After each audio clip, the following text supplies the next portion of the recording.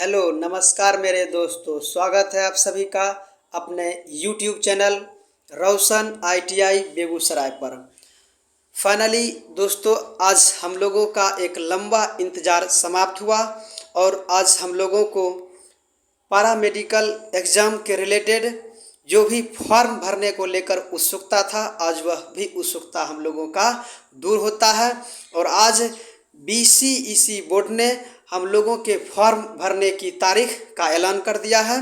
तो चलिए हम लोग देखते हैं कि हमें फॉर्म कब तक भरना है, कब तक इसका लास्ट डेट रखा गया है, इसका अपना फ़ी कितना देना पड़ेगा, एक फॉर्म का हमको कितना रुपया देना पड़ेगा और फिर 2 फॉर्म का हमको कितना रुपया देना पड़ेगा।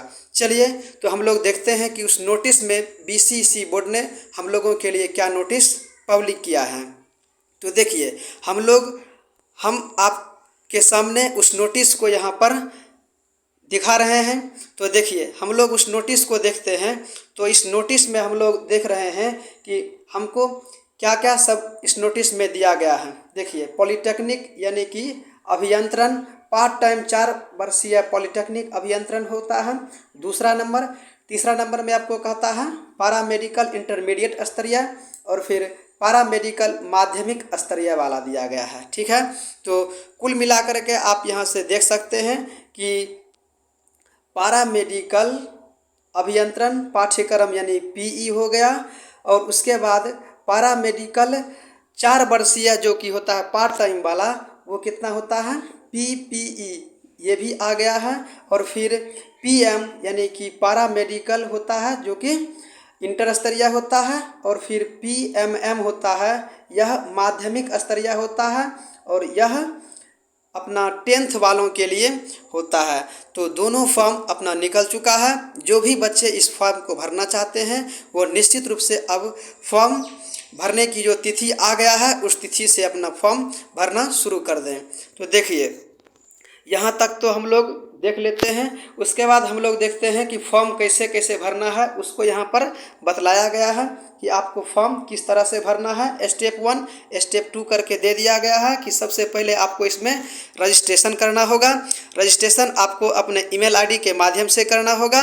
तो आप जो ईमेल आईडी से आप रजिस्ट्रेशन करिएगा वही आपका ईमेल आईडी ही क्या हो जाएगा, यूजर आईडी नेम हो जाएगा। ठीक है, तो आप ईमेल आईडी को निश्चित रूप से बचा करके रखें और जिनका ईमेल आईडी बना हुआ नहीं है वो एक नया ईमेल आईडी बना लें और उसके बाद आप इस फॉर्म को आसानी से भर पाइएगा। नहीं तो आपको किसी अपने निजी साइबर कैफ़े के वाले के यहाँ जाकर के फॉर्म भरना होगा। जो लोग अपने मोबाइल से फॉर्म भरेंगे उनके लिए ज़रूरी होगा कि वो अपना ईमेल आईडी नहीं है तो बना लें, अगर है तो उसको सुरक्षित रूप से भी रखें।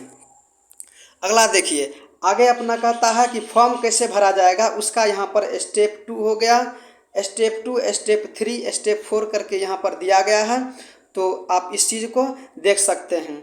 उसके बाद एक चीज़ यहाँ पर दिया गया है कि आपको फ़ोटो कैसा लगाना है। ठीक है, तो फ़ोटो कैसा लगाना है, आपको एक पासपोर्ट साइज का रंगीन फ़ोटो लेना है। ठीक है, उस रंगीन फ़ोटो में सबसे पहले आपका यहाँ पर नेम होगा। ठीक है, यहाँ पर अपना नेम होगा। उसके बाद आप जिस दिन अपना फ़ोटो खिंचवाइएगा, जैसे आप अपना फ़ोटो अगर आप 15/5/2022 को अगर खिंचवाते हैं तो यह तारीख उस फ़ोटो में हुआ उस पर अंकित होना चाहिए। इस प्रकार का फ़ोटो आपको वहाँ पर लगेगा इस फॉर्म को भरने में। ठीक है, तो ये तो हो गया अपना फ़ोटो का संबंधित जो भी अपना डाउट होगा, आप इसको देखने के बाद वह चीज़ अपना क्लियर हो गया होगा। अगला अपना कहता है कि पेमेंट आप कैसे करिएगा। पेमेंट यहाँ पर दिया गया है कि पेमेंट आप ऑनलाइन या फिर ऑफलाइन के मोड में भी कर सकते हैं। ऑनलाइन अगर करिएगा तो अपना नेट बैंकिंग के माध्यम से कर सकते हैं और ऑफलाइन अगर आपको करना होगा तो आप चालान के माध्यम से ही आप अपना यहाँ पर पेमेंट वहाँ पर कर सकते हैं। ठीक है, अब देखिए आगे अपना कहता है कि फॉर्म अगर आप एक फॉर्म भरिएगा, ठीक है, अगर आप यहाँ पर एक फॉर्म भरिएगा तो ST यहाँ पर देखिए एक फॉर्म भरिएगा तो क्या होता है कि सामान्य वर्ग यानी सामान्य वर्ग, पिछड़ा वर्ग, अति पिछड़ा वर्ग के लिए 750 रुपये लगता है। और फिर जो और फिर क्या होता है कि ST SC वालों के लिए 450 रुपये लगता है एक फॉर्म का। ST SC और दिव्यांग बच्चों के लिए कितना लगता है? 450 रुपये लगता है। और OBC जनरल वालों के लिए 750 रुपये रखा गया है, लड़का हो या फिर लड़की हो। ठीक है, अब देखिए आगे अपना कहता है कि जो बच्चे 2 फॉर्म भरेंगे, ठीक है, जो बच्चे 1 फॉर्म भरेंगे उनको क्या लगेगा? जनरल OBC वालों को 750 रुपये लगेगा, और फिर ST SC और फिर विकलांग को 480 रुपये लगता है। जो बच्चे 2 फॉर्म भरेंगे उनको क्या होगा कि जनरल हो या OBC हो, उनको 850 रुपये देना पड़ेगा। उसके बाद ST SC और फिर दिव्यांग बच्चों को 530 रुपये देना पड़ेगा। उसी प्रकार ग नंबर में कहता है जो बच्चे 3 फॉर्म को भरेंगे और वह बच्चे जनरल OBC से संबंधित होते हैं तो उनको 950 रुपये देना पड़ेगा, और ST SC या फिर दिव्यांग बच्चे हों तो उनको 630 रुपये देना पड़ेगा। अगला अपना कहता है अगर वे चारों फॉर्म को भरते हैं तो उनको, और वे बच्चे OBC जनरल वर्ग से होते हैं तो उनको 1150 रुपये देना होगा, और फिर ST SC और दिव्यांग बच्चों को 750 रुपये उन्हें देना पड़ेगा। ये तो हो गया कि उनका पेमेंट कितना कितना लगेगा। ठीक है, और पेमेंट आप किस तरीके से करिएगा ये भी मैंने आपको बतला दिया कि किस तरीके से करिएगा, ऑनलाइन या फिर ऑफलाइन मोड में भी आप पेमेंट कर सकते हैं। तो यह तो हो गया अपना पेमेंट करने का तरीका। उसके बाद 7 स्टेप में अगला यहाँ पर कहता है कि आप जब ऑनलाइन करिएगा तो निश्चित रूप से आपको वहाँ पर कुछ रिसीविंग दिया जाएगा, नहीं तो आप अगर अपने मोबाइल से करते हैं तो आप वहाँ पर रिसीविंग ज़रूर डाउनलोड कर लें और उसको आप सेफ में एक जगह रख लें, क्योंकि वही अपना जो वहाँ पर जो आपका रिसीविंग निकलेगा वही रिसीविंग आपको काउंसलिंग के समय काम आने वाला है। तो इसको आपको फेंकना बिल्कुल भी नहीं है। ठीक है, अगले नोटिस यहाँ पर दिया गया है कि फॉर्म अगर त्रुटि हो जाता है तो इसको सुधार करने के लिए आपको 9/6/2022 से लेकर के 10/6/2022 तक आपको इसके लिए समय भी दिया जाएगा। ठीक है, तो इस तरीके से आप इस फॉर्म को भर सकते हैं। अब देखिए हम लोग काम की बात एक करते हैं कि यह फॉर्म हमें कब से भरने को मिलेगा। तो यह फॉर्म हमको 15/5, यहाँ पर आप देखिए 15/5/2022 से आपको भरने के लिए मिल जाएगा, और इसका लास्ट डेट कब होता है? 7/6/2022 इसका लास्ट डेट है। और फिर अगर जो बच्चे चालान के माध्यम से अगर चालान जमा करना चाहते हैं तो वे अपना पेमेंट 7/6/2022 तक अपने निजी बैंक के माध्यम से, अपने निजी आसपास के माध्यम से जो भी बैंक होंगे उस बैंक के माध्यम से आप चालान जमा कर सकते हैं। और जो बच्चे नेट बैंकिंग के माध्यम से या फिर ऑनलाइन पेमेंट करना चाहते हैं वे बच्चे 8/6/2022 तक अपना पेमेंट BCEC वेबसाइट आयोग जो है उसके माध्यम उसको आप कर सकते हैं। ठीक है, और एप्लीकेशन में जो त्रुटि हो जाता है उस त्रुटि को अगर सुधार करना है तो आपको 9/6/2022 से लेकर के 10/6/2022 तक आपको इसमें समय दिया जाएगा। आप निश्चित रूप से अपना त्रुटि इसके माध्यम से ठीक कर सकते हैं। उसके बाद आगे अपना कहता है कि एग्ज़ाम के लिए एडमिट कार्ड कब दिया जाएगा। तो एडमिट कार्ड के लिए अभी कोई समय निर्धारित नहीं किया गया है। जब यह समय आएगा तो आपको निश्चित रूप से इसके लिए सूचना दे दिया जाएगा। ठीक है, अब हम लोग बात कर लेते हैं कि पहले एग्ज़ाम किसका होगा। तो इस नोटिस में PE मतलब क्या होता है? PE मतलब क्या होता है? पॉलीटेक्निक वाला का होता है, और PM क्या होता है? पैरामेडिकल का होता है। PE का अर्थ हो जाता है क्या चीज़?